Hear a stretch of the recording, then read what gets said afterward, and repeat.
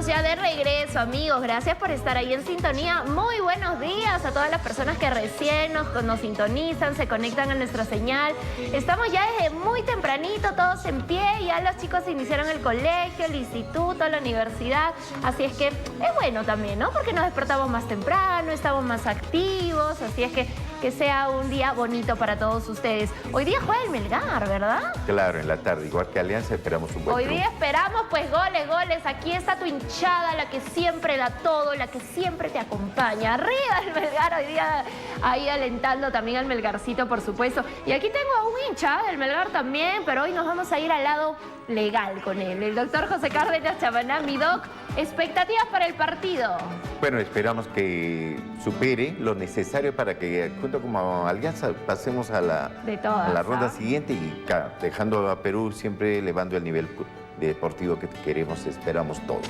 Totalmente de acuerdo, mi doc. Así es que desde aquí, ahí a todos nuestros leoncitos que hoy rujan ahí toda la selección del Melgar. Y bueno, vamos a cambiar totalmente de tema, matizando un poquito con el tema deportivo que nos mueve mucho, ¿verdad, mi doc? Así es. Hoy vamos a hablar de un tema muy importante, una problemática también, ¿no? El tema de la pensión alimenticia. Hoy vamos a hablar absolutamente todos los detalles para que tú que estás ahí en casa tal vez tienes pues este tipo de problemas, no están pasándote lo que le corresponde, ¿no? A tus menores hijos, porque no solamente implica el tema de alimentos, ¿no? Sino también la educación, el vestido, la recreación, la vivienda y demás, ¿no? Así es que hoy vamos a hablar de este importante tema. Recuerden que ustedes también pueden ser parte de este espacio a través de nuestra línea WhatsApp 913-16-2653 es el número, así es que estaremos al pendiente para poder recibir sus consultas. ¿Listos ya? Para saludar a nuestro gran amigo, mi querido Doc, ¿cómo estamos? Iniciamos la mañana con nuestro segmento legal. Mira, Fiorelita, buenos días. Y por supuesto, amigos televidentes, siempre es grato saber que nos comunicamos. Aunque no lo creas, el deporte está, como lo has dicho, es parte de la recreación, parte de la necesidad alimenticia. Entonces, siempre estamos vinculando que el tema de la actividad humana siempre va a estar vinculada al desarrollo y, por supuesto, en el caso de los menores, con estados de necesidad, se materializa a través de lo que llamamos el proceso de alimentos. Es un tema muy recurrente, muy frecuentemente tratado, pero que hay que reforzar algunos aspectos. No olvidemos que desde el año 2022 se modificó el sistema procesal de alimentos. Si bien es cierto, tenemos un sistema procesal que tiene etapas preclusivas, llamamos nosotros, avanza una, ya no se retrocede, avanza a la siguiente, ya no retrocedo. Estas etapas preclusivas permiten no estar regresando cada rato y demorar un proceso. En la práctica demora, eso es cierto. Pero en el caso de alimentos se busca una excepcionalidad. Han pasado 3 años, por eso hemos querido tratar el tema, para evaluar cómo va esa progresividad, esa celeridad, oralidad que se ha dado al proceso de alimentos y a la fecha si está dando resultados. Vamos a recordarlo para que los amigos televidentes sepan de que hoy un sistema de alimentos ya no es tan tedioso como el antiguo tradicional que demoraba, la verdad, un año y medio y era, en comillas, poco para un proceso que puede durar más.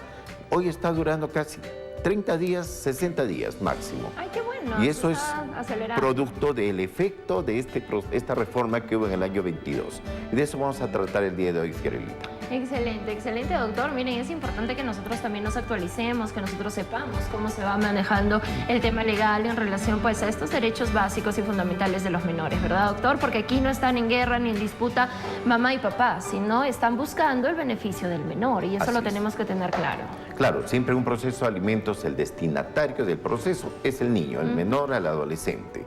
Entonces, en ese contexto, fíjate, para regular lo principal, ¿para qué pido alimentos? Para que me presten un monto, una prestación así, alimentaria. Sin embargo, la pregunta inmediata es ¿cuánto? Y ese cuánto... ¿Cómo calcularlo? ¿Cómo calcularlo? ¿Cómo saber cuánto ¿Cómo le llego a ese corresponde? monto? Entonces, todo el proceso está destinado a ese objetivo. Establecer primero, obviamente, el vínculo entre las partes, eso es indiscutible. La partida de nacimiento es el documento por excelencia para poder acreditar el vínculo de la obligación. Segundo lugar, el tema de la necesidad primero del alimentista y capacidad del obligado. Estos 3 elementos son los que se conjugan en todo el proceso. Entonces, lo principal está en los 2 últimos. Por supuesto, el primero no deja de ser importante. ¿Cómo regulo? ¿Cómo determino la pensión? Y si yo pido A, ¿y por qué me dan B? Y si yo pude tener C, si hubiera conciliado. Entonces, esos elementos entran en juego.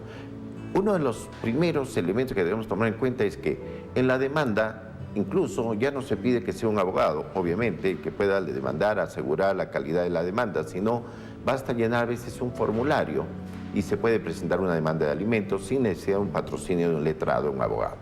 Es un primer elemento que ha permitido acelerar y garantizar una continuidad, una gratuidad de la persona que está necesitando. Antes, cuando se tenía un defecto, se observaba y se le daba un plazo para que subsane y recién se admitía la demanda. Estoy hablando de alimentos, estimados amigos, estoy hablando de proceso en general, solo de alimentos. Entonces, la excepción es de que en alimentos, cuando se tiene un defecto que da mérito a una observación, una inadmisibilidad, hoy ya no se suspende la admisión de la demanda, sino inmediatamente se admite igual y se le da un plazo para que después subsane lo que pueda subsanar. Incluso si hay defectos de fondo, que la partida no está nítida, etc., el juzgado es el que recurre a los sistemas internos de convenios con RENIEC a efecto de sacar documentos. La idea es acelerar. Inmediatamente también ya señala fecha de audiencia, dando oportunidad para que el demandado pueda tome el conocimiento de la demanda a través de otros medios que no son los tradicionales. Ya no es necesario que vaya a su casa a tocarle a la puerta y el otro no lo recibe, venga mañana y recoja. Se puede usar incluso el WhatsApp, medios alternativos de comunicación indubitable, se puede usar el teléfono, se puede usar el correo electrónico para el emplazamiento de la demanda al demandado, para pueda contestar a través de los medios virtuales también la demanda y en su oportunidad debatirlo en una audiencia que es única y acelerada, por cuanto en esa misma audiencia ya se puede expedir sentencia. Y esa sentencia puede ser expedida incluso en el plazo, digo, de 30 días, alguna vez por razones propias de la complejidad, puede extenderse un poco más. Al menos en los casos que estamos llevando y los que hemos podido averiguar, ya se están acelerando y es cierto, se ha notado un recorte del plazo para determinar la asignación anticipada y la sentencia misma y después la liquidación. Entonces, la primera fase, la celeridad, se está cumpliendo en mi opinión y eso está permitiendo que hoy día sí, una demanda de alimentos inmediatamente presta alimentos, asignación anticipada, fecha de audiencia, notificación casi inmediata, audiencia de pruebas única y sentencia en la audiencia. Eso sí se nota que se está cumpliendo. El Poder Judicial, a mérito de esta reforma de hace 3 años, ha empezado a renovar, a modificar, a capacitar a los operadores de los procesos de familia, letrados, que son los encargados, para efecto de poder tramitarlo. Eso en cuanto a la celeridad. Y en cuanto al monto, para dar un marco general del tema, el monto, antes yo tenía que acreditar cuánto ganaba. Ahora no, el juez, tomando la prerrogativa de que es director del proceso, está en este momento teniendo facultades para decidirlo en decisiones, resoluciones que no son apelables. Puede decidir pedir la información de todos los entes administrativos públicos y privados que pueda tener relación con el alimentista, SUNAT, registro, etcétera, etcétera, empleadores, Ministerio de Trabajo, pedirle la información para que le diga cuánto está ganando, no solamente en la boleta, sino en todo el contexto de ingresos que pueda tener.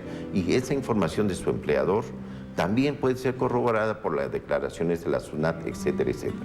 O sea, la recaudación de información, la carga de la prueba, que antes estaba obligada al demandante, a la solicitante de alimentos o al solicitante de alimentos, hoy el juez lo refuerza a través de estas prerrogativas que no son apelables, o sea, perdón, son irrecurribles, o sea, no pueden apelarse. Y hablando de apelación, una sentencia normal, ordinaria, se concede con efecto suspensivo, todavía no tiene eficacia.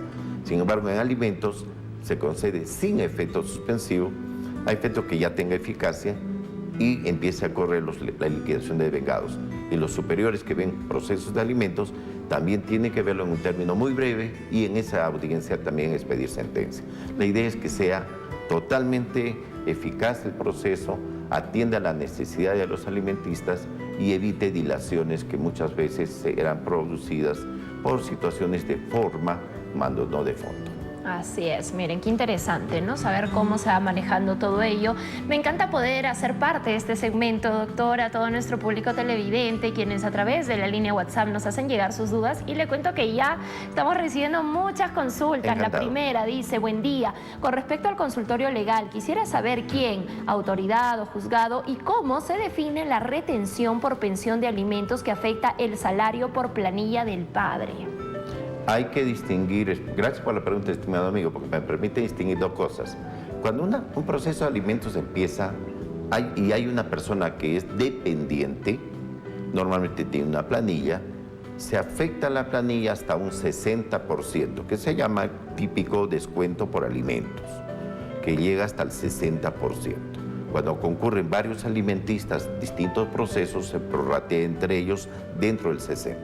Pero ocurre que hay retención, que es diferente cuando se trata de asegurar las pensiones futuras, y en este caso se afectan las liquidaciones que pudiera tener el trabajador cuando va a cesar, la CTS, de repente los bonos futuros o su liquidación propiamente dicha, para efecto de que, por ejemplo, se embarga al 40%. Entonces ya tengo dos embargos, uno o dos afectaciones. Uno, que es la retención para el descuento para la asignación de alimentos, y dos, la retención que habrá cuando él se liquide, termine la relación laboral y antes que le entreguen tenga usted su bono. Acá tengo una retención del 40%, te toca 100, te debo 60, me quedo con 40 y eso lo deposito al juzgador para que de ahí se devengue las pensiones que pudieran no pagarse al cesar la relación laboral, por supuesto cesar la pensión originaria de alimentos. Por eso se llama para las pensiones futuras. Entonces hay que distinguir esos dos tipos, pero sí puede. ¿Quién lo ordena? El juez que está viendo el proceso, o sea, el juzgador que está viendo. Ojo, en este tema, mucho cuidado.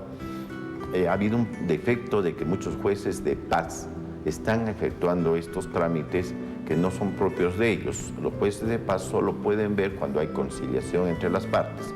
Cuando hay controversia, más no tienen ese poder de retenciones y demás. No podrían hacerlo porque estarían cometiendo un exceso de atribuciones en el caso de un juez de paz. Como un intruismo, ¿verdad? ¿Perdón? Como intruismo, están haciendo algo así, funciones que están, no. lo que llamamos nosotros, está excediendo su función, está prevaricando, propiamente hablando. Sin embargo, me refiero a los jueces de paz cuando no hay conciliación entre las partes. Okay. Cuando concilian, sí puede serlo, no hay ningún problema. Pero cuando es controversial, eso lo ve juez de paz letrado y juez especializado de familia. Perfecto, doctor. Vamos con la siguiente consulta. Dice: ¿la acción de retención obedece a mandato legal unilateral sin intervención del afectado? Siempre, toda medida cautelar, no olviden amigos, a diferencia del proceso ordinario que llamamos, todos los procesos que conocemos y la aplicación del principio de contradicción que la Constitución nos permite, derecho de defensa que llamamos comúnmente, en el caso de las medidas cautelares, el orden es inverso. En vez de planteo demanda, le notifico y después resuelvo, en las medidas cautelares planteo la solicitud, por eso no es demanda, solicitud cautelar, se ejecuta y después se comunica recién, para que él pueda impugnar si lo desea. Pero es después de ejecutada, porque si no, no sería medida cautelar. Perfecto, doctor. Y la siguiente consulta dice: ¿el beneficio de retención se aplica solo a los hijos menores de edad o también puede incluir a los que ya son mayores de edad y se encuentran realizando estudios universitarios? En todos los casos es por mandato judicial. Valga decir, la retención está ordenada cuando existe un proceso, sea a favor de menores de edad o sea a favor de personas mayores, pero que siguen estudiando exitosamente o tienen discapacidad permanente u otra situación especial. En todos los casos, siempre el juez puede ordenar la retención que estamos hablando. Quizás también no olvidemos, que no quiero dejar suelto, a veces ocurre que las partes concilian entre ellos, por voluntad propia, una retención, no por mandato judicial, pero esas retenciones muchas veces son dubitadas por cuanto se generan para poder perturbar otro proceso de alimentos. Entonces, mucho cuidado. A veces hay, lamentablemente, personas, terceros, que puedan orientar mal el uso de esta institución privada, que es la disposición personal de sus ingresos. O sea, en otras palabras, de mutuo acuerdo acuerdan, descuéntame. Si se prueba que ese acto es malicioso, doloso, connivente o que busca perturbar una acción alimentaria, estamos cayendo en el delito de omisión asistencia familiar en la modalidad de simulación de obligaciones. Y eso también es penado y obviamente no debe realizarse. Lo comento porque es muy frecuente ese tipo de sugerencias que no son muy éticas, por supuesto menos legales y por supuesto implican la tipicidad de un delito. Ojo, ojo con ello. Vamos con la siguiente consulta. Dice, buenos días, doctor. Tengo una conciliación donde indica un monto por mes. Estoy al día, pero ella siempre quiere que le dé más. Si no tengo trabajo, ¿cuánto es lo máximo que puede pedir? Ella le compra ropa, a mi parecer, demasiado cara y después de comprarla quiere que yo pague la mitad. ¿Estoy obligado a pagar ese monto? Hay varias preguntas, varias inquietudes. Vamos rápidamente. La primera. En las obligaciones alimentarias puede ser que sea un trabajador dependiente, tiene sueldo y hemos hablado de ello. Cuando es independiente pero tiene un ingreso, se estima el ingreso de acuerdo a sus declaraciones SUNAT y cuando son informales, de acuerdo a las evidencias que puedan presentar la parte. Cuando no tiene trabajo, una persona dice, bueno, estoy sin laborar, el juez siempre va a fijar sobre el sueldo mínimo, de tal manera que el sueldo mínimo es el estándar que permite de allí en adelante establecer el monto de la pensión. Sin embargo, cuando esta pensión está establecida, valga decir, hay dos escenarios. El formal, que sería la pensión que debo cumplir, y la voluntad interna de la persona de querer colaborar de repente con un poco más, pero no está obligada. Se debe limitar a la pensión que le han señalado. Si yo deseo, muy al margen de ello, seguir contribuyendo, comprando objetos, bienes y colaborando como debe ser y dentro de mis posibilidades, ya eso nace de la persona. Pero que me obliguen, en este caso me parece no es muy apropiado, por cuanto ya hay una pensión y debe también la parte que administra esa pensión regularlo proporcionalmente a las necesidades prioritarias. No olvidemos que la pensión de alimentos lamentablemente nunca satisface las necesidades de un niño o un adolescente. Lo que hace es contribuir de manera voluntaria u obligada por el mandato judicial a que se aporte un monto que satisfaga las necesidades más urgentes. Bueno, si recibo 100 y me voy a gastar 100 en ir al estadio, definitivamente no es razonable.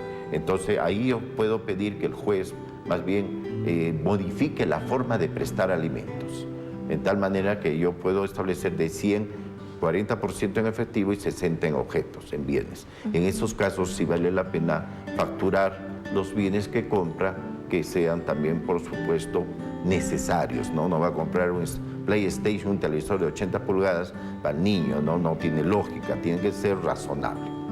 Perfecto, gracias a las personas que nos están haciendo llegar sus consultas. Recuerden, la línea es 913-162653, un mensajito escrito, un mensajito al WhatsApp. Continuamos, doctor, y es importante también partir pues del inicio, ¿no? ¿Cómo inicia el proceso de pensión alimenticia? ¿Se tiene que llegar sí o sí primero a una conciliación o de frente nos vamos al juzgado? ¿Cuál es ese primer gran paso que se tiene que dar?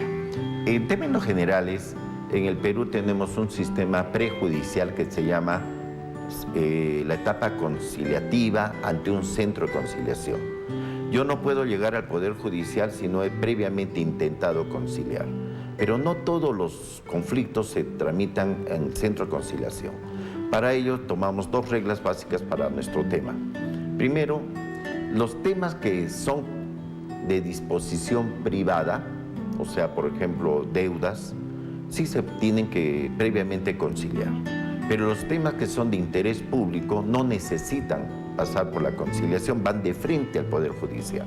En el tema de alimentos se considera que solo si hay voluntad de las partes de conciliar, pueden ir al centro, llegar a un acuerdo y ese acuerdo tiene el carácter de sentencia. Sin embargo, no estoy obligado, puedo ir directamente al Poder Judicial y plantear la demanda.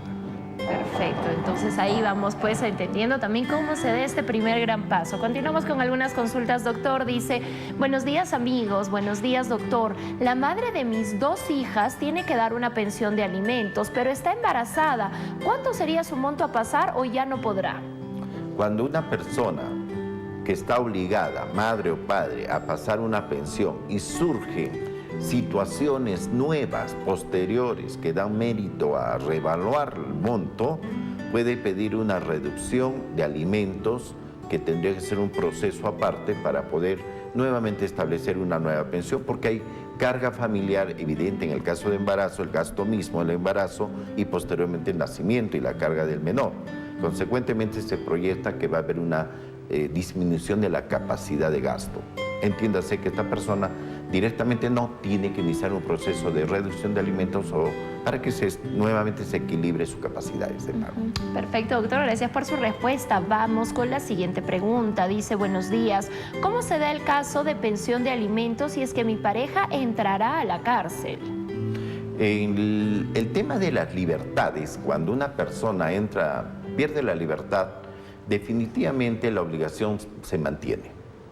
No hay mecanismo para decir, bueno, como he perdido la libertad por hecho propio, porque entiéndase que la pérdida de la libertad es una decisión muy fuerte, muy severa del sistema de justicia que determina que una persona esté privada de su libertad temporalmente por prisión preventiva o por una sentencia firme con condena efectiva. Y hoy en el sistema penal tenemos muchos mecanismos para obviar o evitar la reclusión en un centro penitenciario. Hay principio de oportunidad, principio de terminación anticipada, conclusión anticipada, acuerdos reparatorios, negociaciones con la Fiscalía. Entonces, cuando una persona pierde su libertad o está cumpliendo una condena efectiva, porque no ha cumplido otra anterior, o en su caso, porque es una prisión preventiva, en este caso, en todos los casos que se pierde la libertad, no se restringe el derecho alimentario, se mantiene el derecho alimentario. En todo caso, esta persona que tiene ya doble responsabilidad, una frente al menor por la pensión de alimentos y otra propia por su pérdida de libertad, por sus propios actos que presumimos son producto de su propia decisión, entonces no puede usarlo como excusa para poder... Para decir ya no puedo pasar. No, debe cumplir y en todo caso el argumento que está con pena privativa de libertad no va a ser un argumento para reducción de alimentos, porque va a ser un argumento para que pueda internamente, confiamos en el sistema penitenciario, hay un equipo multidisciplinario también de asistentes sociales en los centros de readaptación social, para que puedan estudiar la situación y darle oportunidad de que entre a los talleres que se desarrollan internamente y del cual recibe una pensión y esa pensión servirá para pagar los alimentos. ¿No? Pero sí, no debemos pensar que uno suprime al otro. Ojo, ojo con este tema. Vamos con la siguiente consulta, doctor. Dice, ¿qué pasa si el padre pierde el trabajo? ¿Cómo se hace con el porcentaje de pensión? Aquí hay dos criterios, esa es la verdad. Primer criterio, si se pagaba el 60%, el 40% y equivalía a 100, voy a usar el término 100, él debe seguir pagando los 100, porque no puede decir, bueno, ya no trabajo, ya no pago. No, los 100 se mantienen, fictos, pero si ganara 7.000 y 40% era 4.000, entonces, teóricamente, debo seguir pagando.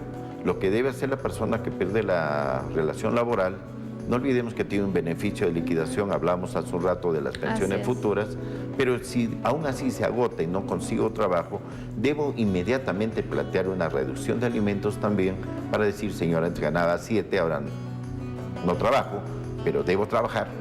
Entonces el juez va a tener que analizar cada caso concreto y decidir si de la pensión del 40% que equivalía a, por ejemplo, 4.000, entonces lo voy a ir reduciendo, pero comprenda, usted tiene que volver a trabajar para poder mantener la pensión originaria.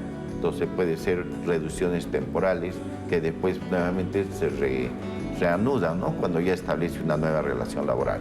Pero muchas veces uno cree que el renunciar ya me deja sin obligación. Cuidado, no es así.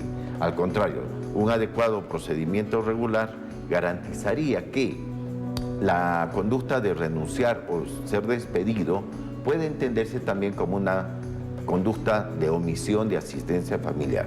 Entonces, cada juez va a tener que evaluar la situación concreta.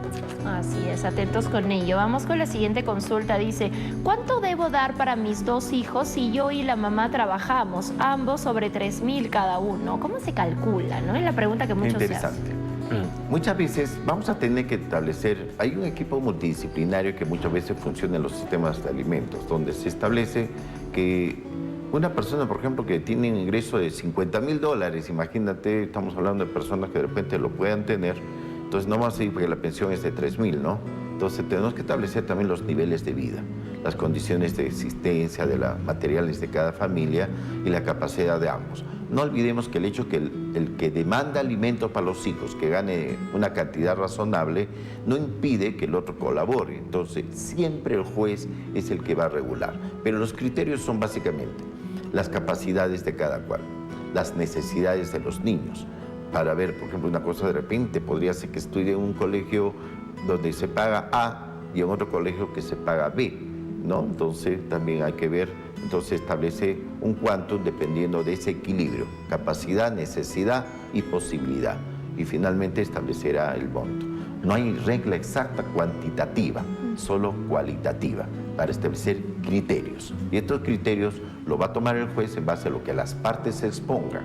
Por eso es importante que en la demanda y en la contestación, más allá de ir a los aspectos personales de las partes, que son contexto familiar definitivamente, se vea siempre el enfoque del niño para ver cómo una propuesta, cuánto puedo proponer.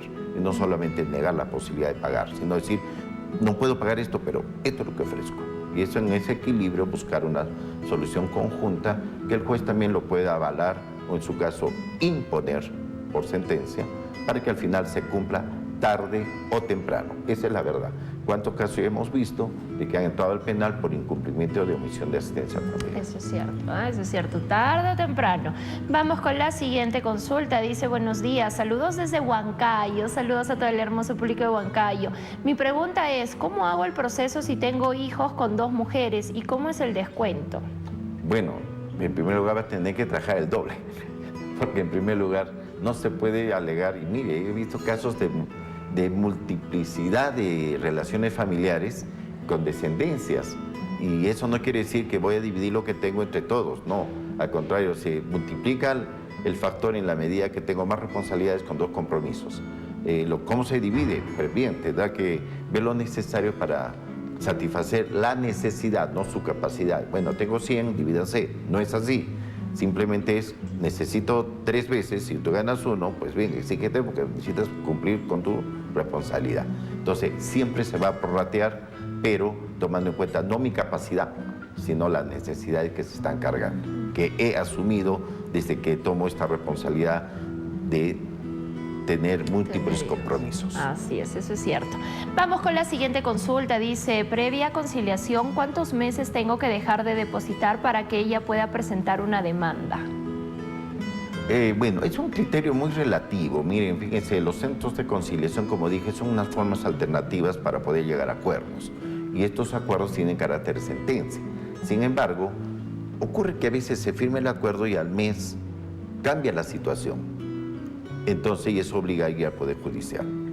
Entonces, como que también puede ser que la situación es estable y se mantiene años. Muchas veces hemos visto casos que tienen una conciliación y años, permanece. Normal, siguen cumpliendo. Entonces, va a depender si las situaciones posteriores al acta varían relevantemente. Por ejemplo, adquiere matrimonio, tiene una descendencia, de repente pierde el trabajo, de repente también se puede ganar la tinca, estamos hablando en general, sin hacer propaganda a nadie.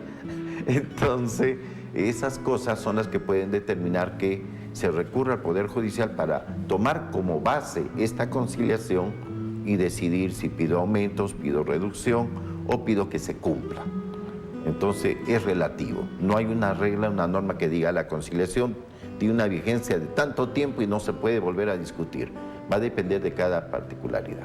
Así es, miren, eso es importante, ¿no? Lo importante es estar cumpliendo, ¿no? Viendo, ¿no? ¿Cuántos meses dejo de dar para evitar una demanda o en cuántos tiempos puedo deshacerme, pues, ¿no? De esta responsabilidad. Recordemos que los menores, pues, se alimentan, comen diario, tienen necesidades, se educan, así es que hay que pensar en el bien de ellos. Fiorelita, creo que en esa respuesta agrego, si yo firmo el acta y al mes no cumple, ya puedo ir al Poder Judicial para la ejecución del acta. ¿Ya? ¿Ok? ¿Vale? Perfecto. Porque a veces hay actas que se mantienen con su cumplimiento y es idóneo. Por eso, antes de firmar un acta de conciliación, piense bien que voy a cumplir. No es un tema de que ya firmas, ¿dónde quieres que te firme? No, pues, de lo que ocurre y vemos, ¿no? Y después dices, no sé por qué estaba enojado. Cuidado. los aspectos emocionales formalizados en documentos de carácter judicial son serios y deben responderse y deben cumplirse. Exacto, es decir, al mes de incumplimiento de la conciliación ya se puede ejecutar. Si no cumple, ejecutar. Ah, perfecto. Vamos con la siguiente consulta. Dice, un hijo de 22 años que está estudiando, está recibiendo pensión recién desde hace un año, ¿cómo puede hacer para pedir todo lo que no se le dio desde que nació? Miren, eso es importante. No hay posibilidad. Lamentablemente en Perú no tenemos un sistema retroactivo de alimentos. La demanda de alimentos surte efecto desde que es emplazado, desde que está emplazado inclusive. Fíjate, entonces si dice que tiene 22, hace un año pidió, ya tenía 21, no puede ya retrotraerse a reclamar un derecho que en su momento lamentablemente no se ejerció. Perfecto, perfecto, doctor. Hemos recibido realmente una cantidad de mensajes. Lamentablemente ya excedimos el tiempo de la entrevista, pero presten atención todos con las recomendaciones finales. Temas de alimentos, amigos míos, siempre son tan delicados como que detrás de una pensión de alimentos hay un niño, una persona, un ciudadano que mañana pasado va a ser responsable de dirigir o atendernos a nosotros en nuestros años mayores. Entonces, lo que hacemos no es una inversión económica, es un compromiso social que contribuye a formar ciudadanos. Por lo tanto, veámoslos así, sea judicial, extrajudicial, mandato imperativo, con embargo, sin embargo, la responsabilidad alimentaria siempre va a estar vinculada al ser humano, a ese futuro niño, hombre, que va a tener a su vez familia. Entonces pensemos desde esa perspectiva. Y padre, madre, como dijiste al comienzo, por favor, el alimento nos polariza los extremos de los progenitores, pero debería acercarnos pensando en el niño y hagámoslo siempre con ese espíritu de paternidad y maternidad que hemos asumido. Exacto, ¿no? Sobre todo eso, paternidad y maternidad responsable. Gracias y disculpen todas las consultas. Se han quedado como 30, 40 consultas, doctor, en línea. Así es que estoy segura que usted, pues amablemente también, para cualquier duda, consulta personalizada, ¿cómo lo podemos contactar? El 95-958-1961 que está apareciendo en Arequipa, Santa Marta, 304, oficina 205. Y voy a pedir un favor, hace mucho unos amigos me escribieron y perdí por la cantidad de mensajes que tengo su enlace, no grabé el número.